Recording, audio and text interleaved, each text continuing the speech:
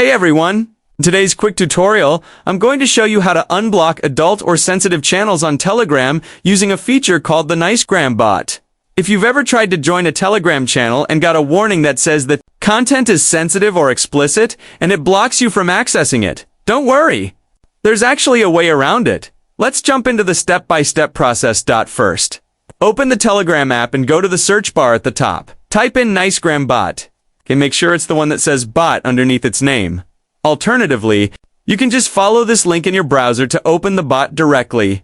Once the chat opens with the bot, you'll see a start button at the bottom of the screen. Tap it. Now, if you don't see any options after tapping, start. Look for a link in the message that says Nicegram web and click on that dot. This will take you to a web page where you need to log in with your Telegram account. Once logged in, you'll see two important options. I'm 18 plus years old. Show content that may be sensitive, toggle both of these on. Then hit save to confirm. A message will pop up telling you to restart the Nicegram bot. But to make sure everything works, you also need to force close the Telegram app and reopen it. That's it! After doing this, your Telegram account will be allowed to view content marked as sensitive or adult, including previously restricted channels.